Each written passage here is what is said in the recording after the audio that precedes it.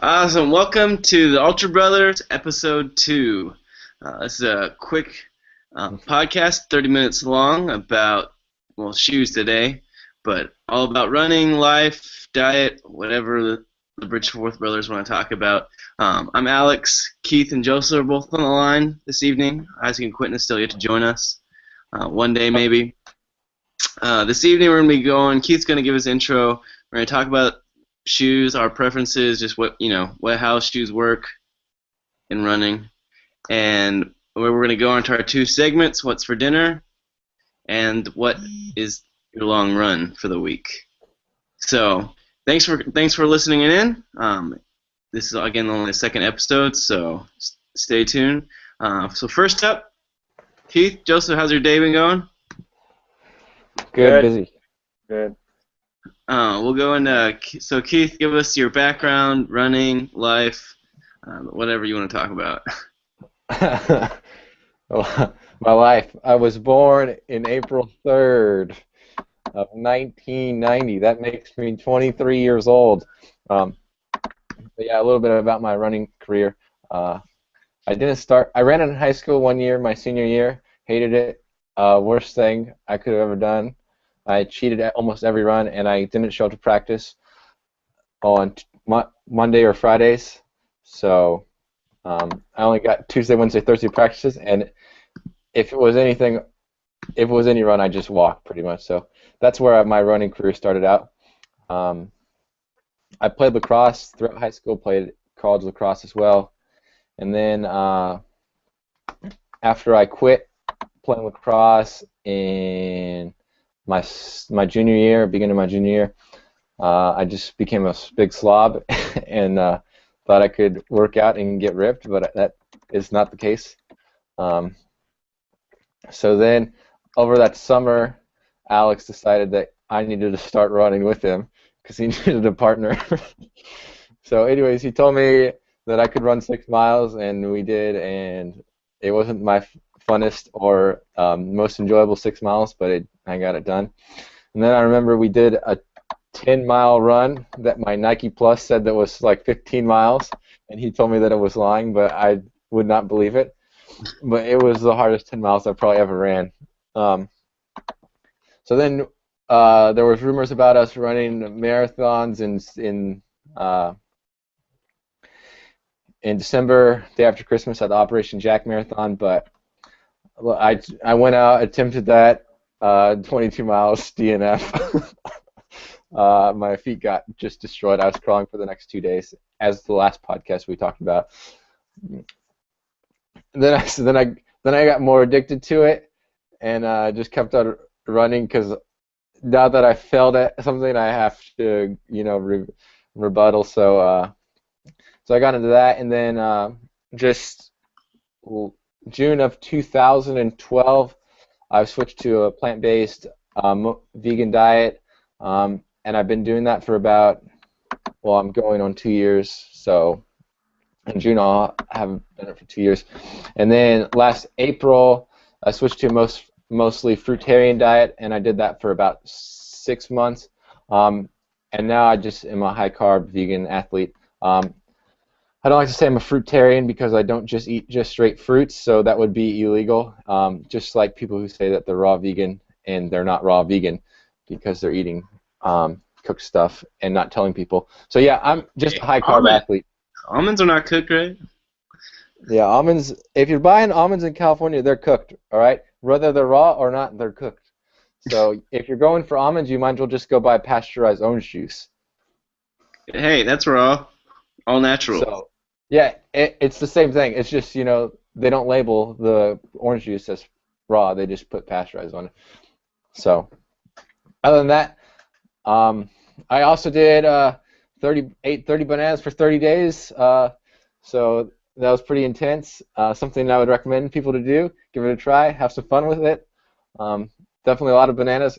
It's over 3,000. But it's about 3,000 bananas. So. Or wait, not 3,000.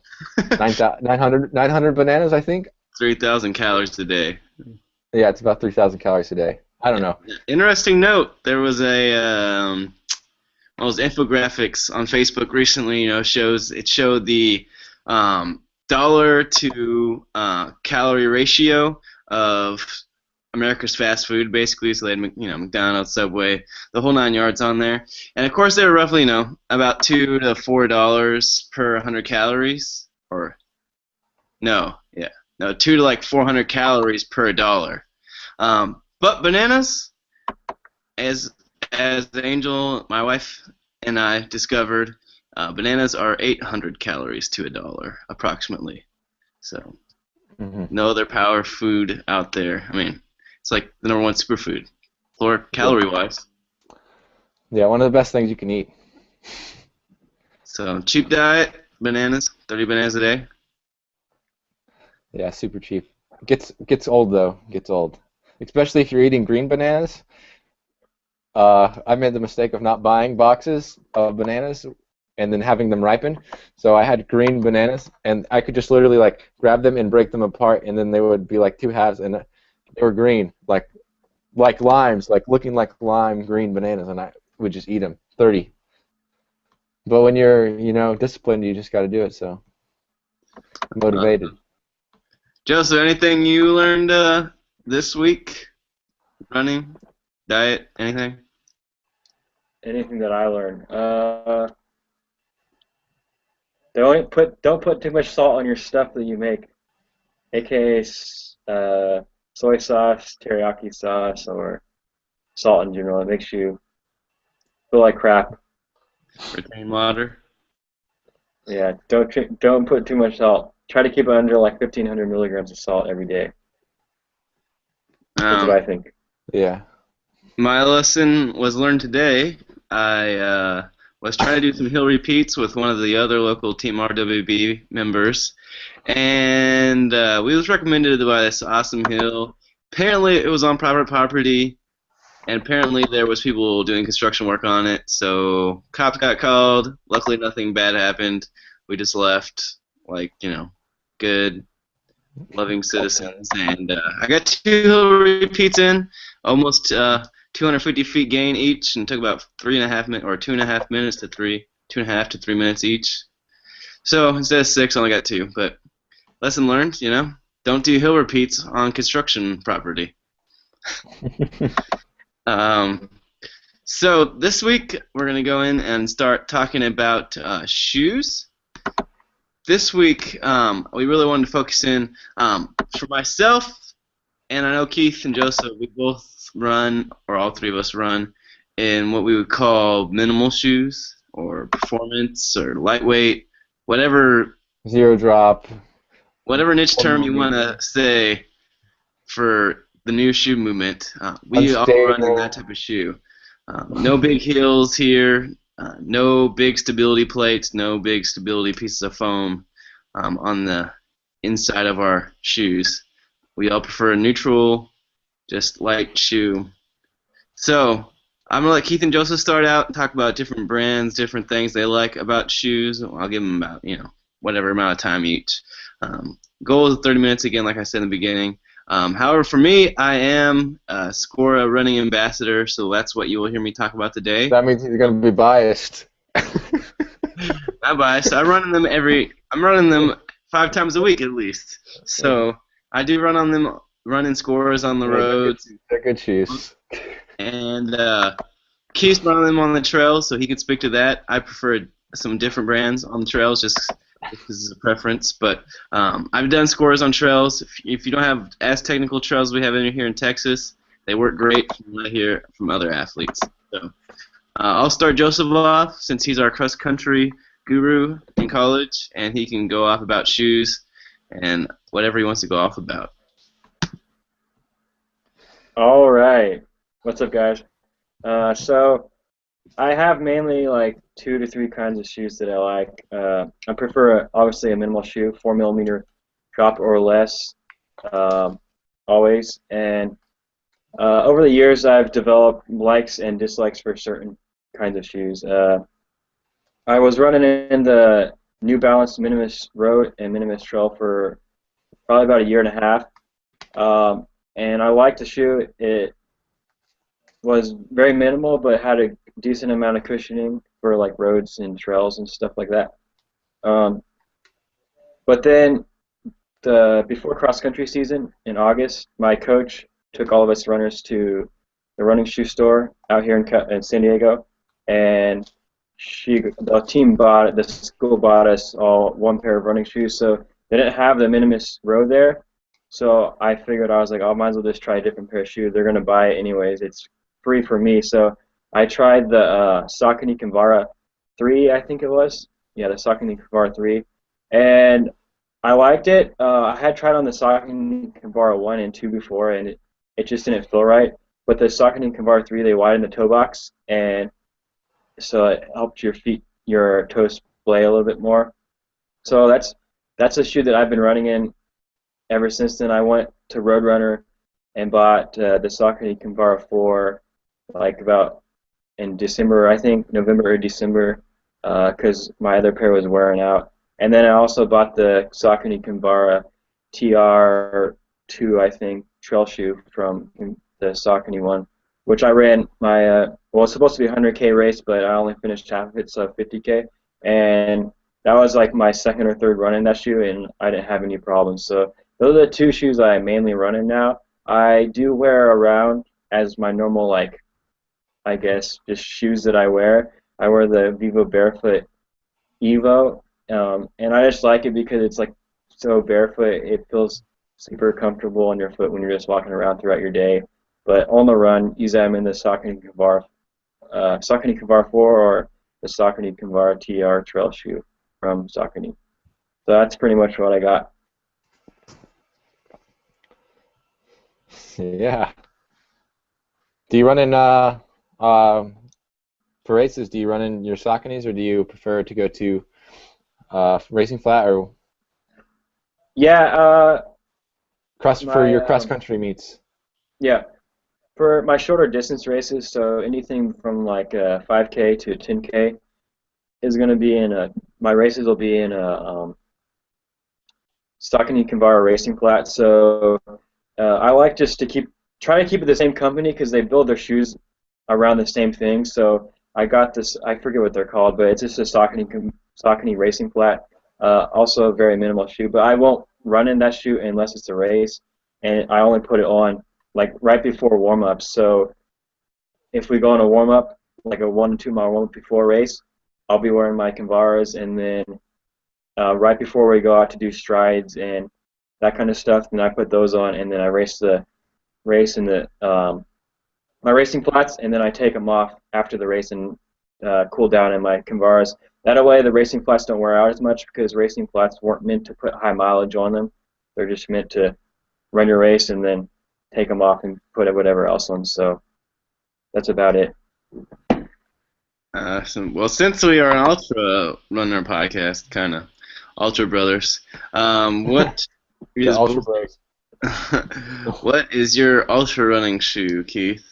So I know recently in January we all attempted the Bandera 100K.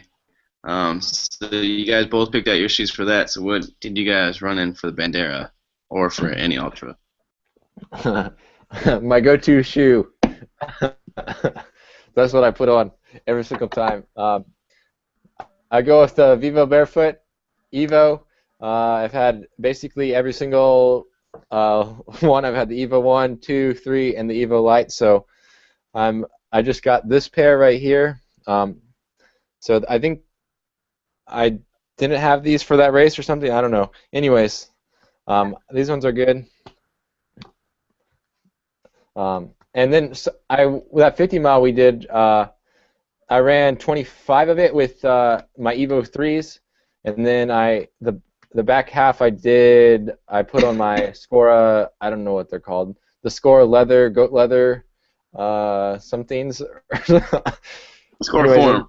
Yeah, the Scora form, and those were pretty good too. So I just felt like I needed to change my shoes. It was more of a mental game, not really like I had to change them. It was just a mental, like, change my shoes, I'm gonna feel better. So I just changed them. Instinct, I guess. I don't know. And then Joseph, what have you picked out for your the couple of ultras you've done? Well, it depends on road or trail, but the Bandera 100K, I ran in the Kinvara TR2 So it's a trail shoe from Convara. It has a rock plate on the bottom. And I mean, like I said, that was like Bandura was that was actually like my second or third time running in that shoe. So uh, I hadn't actually ran it in that much. So to come out of that race not feeling really any pain except for the normal soreness that you get from just running 30 miles, felt great. I mean that's the shoes that I've been running in if I run on a trail at all. So, most of the time I'm running on the roads because I don't like to drive places. So, but for Bandura, that's what the shoe that I ran in was the Convara TR2. So. Yeah. And then for me, I wanted to go back and talk about the Roaring Rock 50K, another race that all three of us did together. It was a week after my wedding, basically, and it was 5K loops around a park, 10 times obviously to equal 50K. At that time, I ran in, I believe, the core, which I have right here. So dirty, it's all grimy right now, but because I did PT in it last. And it was muddy that day and raining. So I did that in the core. However, I mean, I really liked it, but they have a new shoe now that I'm excited to take out on the trail this weekend and actually try out, get all dirty. It's called the Score Fit. Sorry, I have my Garmin foot pod on it. This has a little bit more cushioning in it, even though it doesn't look like it, than that. But this has about 16 millimeters of cushioning versus I think the the Vivo Barefoot, I don't know what it has, but I know it's thinner than that. Yeah, So I'll be looking at trying that out on the trail. And this would have been really nice to have back then, just because of the little bit extra padding. Even though it was a flat course, it took a lot. It was a lot of pounding, to be honest. My feet were definitely sore after the end. The sole of the shoe looks like exactly like the form or the base or whatever. Yeah. They just took that. The base, and all three of them have the same. So here's the base model. Yeah, so it's the same, like, and those soles last forever, I guess. Yep, my last one I had lasted like 800 miles. I had the form, and it wasn't the sole that wore it out, it was the side of it blew a hole. So 700 miles for a pair of shoes, and some of the other guys that run on roads and don't run on the trails much, side to side, they have their shoes last like 1,500, 2,000 miles sometimes. So, let's see. What do you guys think of the wonderful Hoka movement, the maximalist movement? Joseph? Have you ever tried Hoka's on? I have. I think they feel weird. But, I don't know. I mean, if it works and you don't get injured, then I guess go ahead. They do call it a minimal shoe, so minimal, maximal shoe. I don't know what you call it because it's not as big of a drop as what's it called? Like a normal running shoe. So, but besides that, I mean, if you can run in it and you run 50, 60 miles a week, 30 miles a week, years upon years, and you're not getting injured, then that's good. I mean, I have a coach that my coach runs in the same shoes she's been running for the last 12 years and never gets injured. So I mean, really, what shoe works for you? But again, a lot of people don't understand the minimalist thing, and they don't understand that companies are actually trying to sell a shoe, and they don't really necessarily care about you as a runner. They're just trying to get their shoe out there. So they do marketing and all this other stuff to get you to buy their shoe, even though it's not necessarily going to be better for you. So that's why going more minimal is always going to be better in the long run. But as far as something like the Hoka, I mean, I've never ran it myself, but I see a ton of other people who are doing it, and so I mean, it seems like it's working for them. So, but the shoes are like super expensive. So if you want to pay for that much for a shoe, then you go ahead. I'm not going to do that. Yeah. Awesome. What are your takes, Keith? Oh man, I've never tried them. I've never tried them on. I personally don't think I would like them.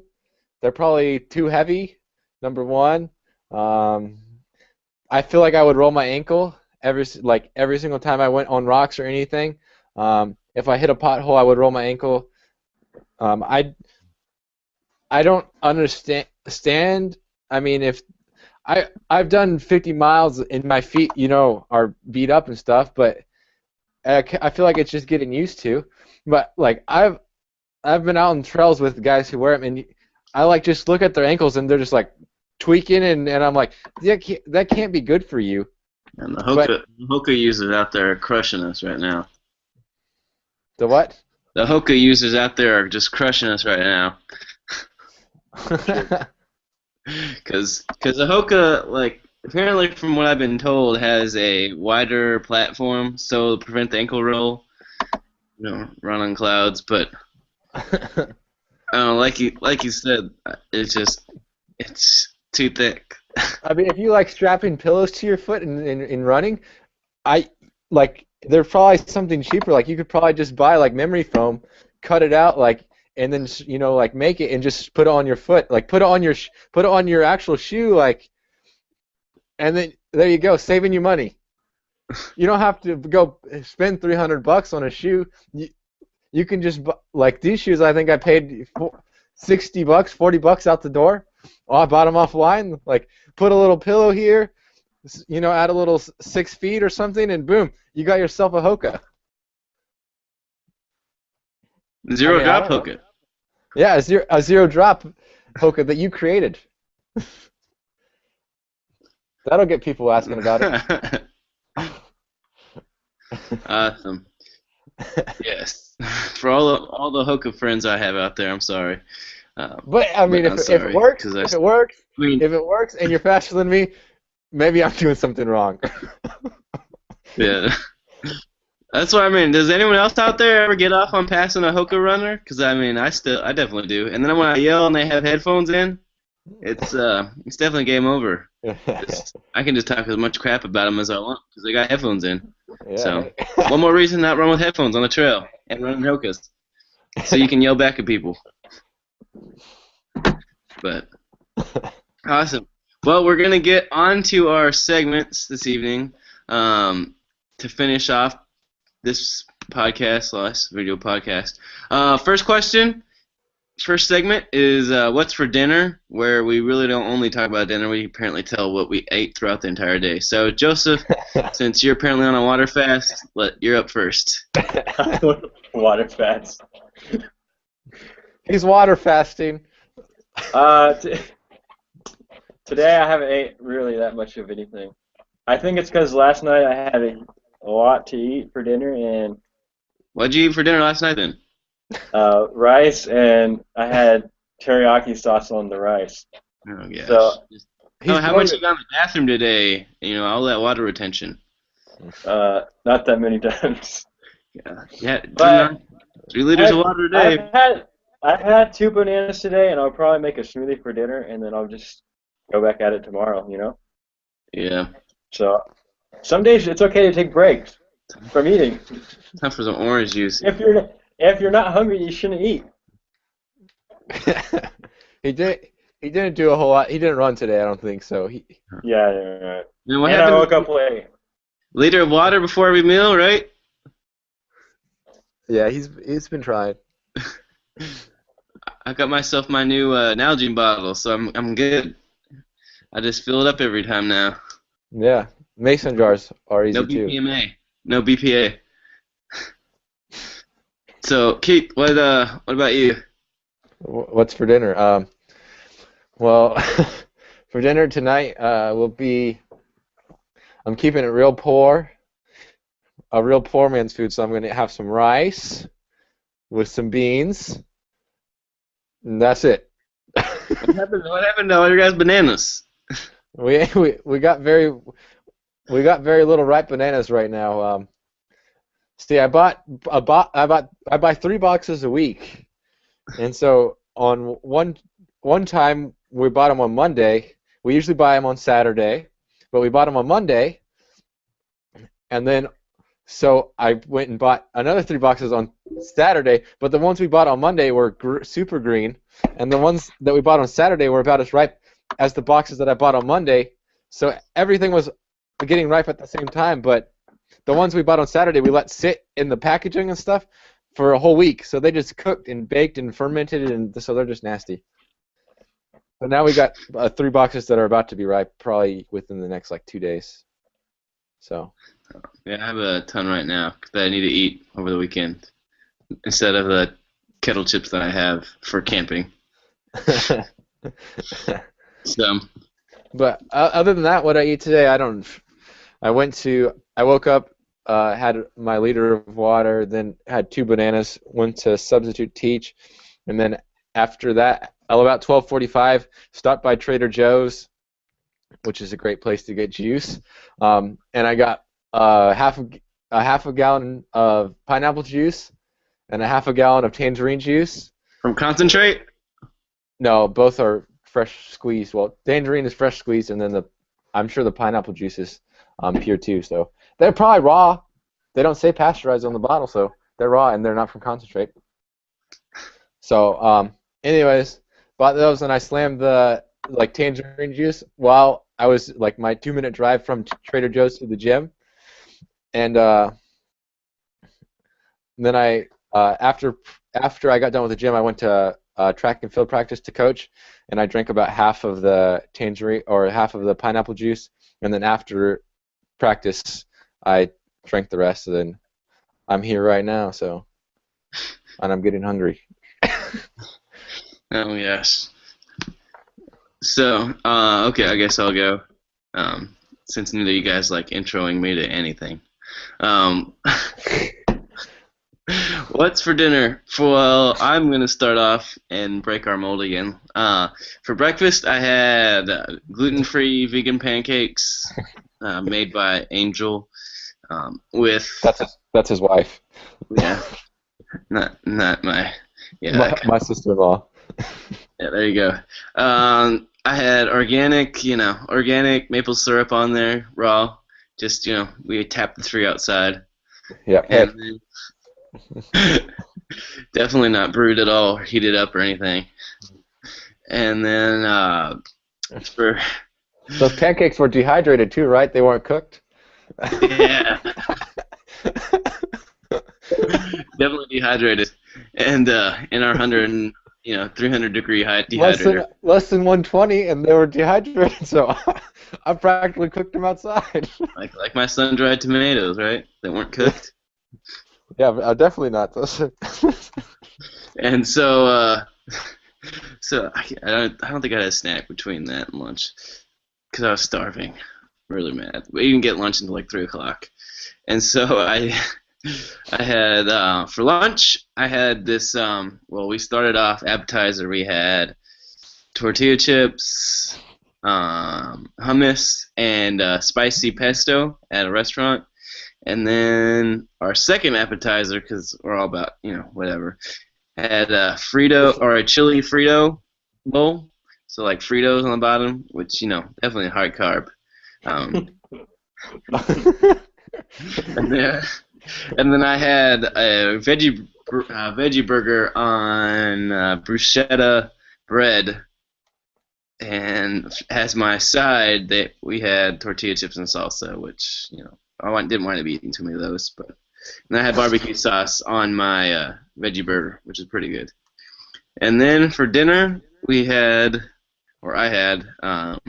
Hey, as long as you're keeping it powered, as long as you're powered by plants. Yep. I had a fried avocado taco and chips and salsa. So, it's my cheat day. Let me tell you something about the Bridgeforths. We love our chips and salsa. As long as you bake your chips, it's high carb, Yeah. And high salt, but we don't count that. We don't care about that part. I mean, you just cut your tortillas into chip-sized pieces and put them on a cookie sheet. Put them in the oven at 400 degrees for 9 to 11 minutes. And you have your own tortilla chips. High carb. You mean you're not dehydrating those? It's a tortilla. It's already been cooked. It's too late for it. I'm just kidding. So that was what's for dinner. Long run. What's Joseph's the going long run? Joseph's going to introduce the next segment. I think you already jumped the gun. Well, it says over here what I'm supposed to say. So, Keith, what's your long run for the weekend, Oh man. or what's your not long run for the weekend? Well, I don't even think I ran last weekend. Um, We gotta do a quick recap of like the long runs for last weekend. What was your long run last weekend? I think we said like 8, I 10 think miles. I said 6 to 8 miles or 6 to 10 miles, and I didn't do anything. I worked all Sunday. I worked all Saturday, and then I was like, I'm not running today. And then Sunday came around, and I was like, I'm not running today either. So Monday I went for 4 miles. That way I could say I ran. I actually biked a lot this week though, so There you go. Cross training. I do a lot of commuting. I'm a commuter. I biked to the gym on Tuesday, which is like 10 miles away, then rode home, so that's 20 miles there. Boom, and I get a workout. And I ran hills with the track and field team, so killed those guys. So yeah, long run for this weekend. Oh man, I'll keep it simple and say I'll probably do 3 miles, 3 to 6. You're like a miler, huh? That's got your long run 3 miles.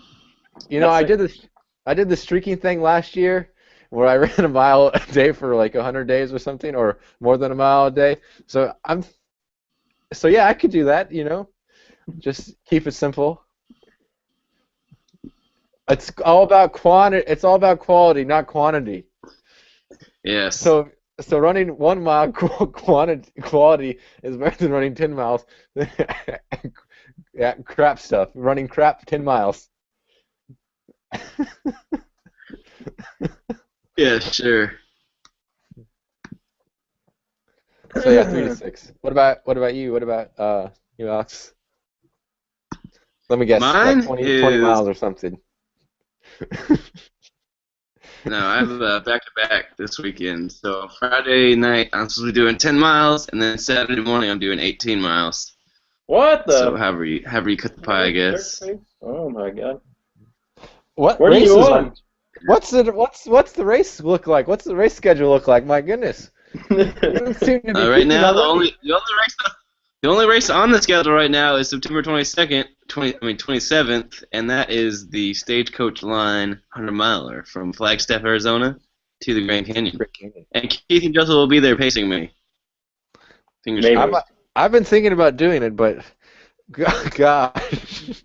That's just waiting for Joseph to be like, I can't breathe again because I'm at 9,000 feet elevation and I didn't train hard enough. That's just thoughts, though. That's just thoughts. Yeah. Who needs elevation training? So yeah, that's my long run. So it'll be done. It'll probably be longer than that because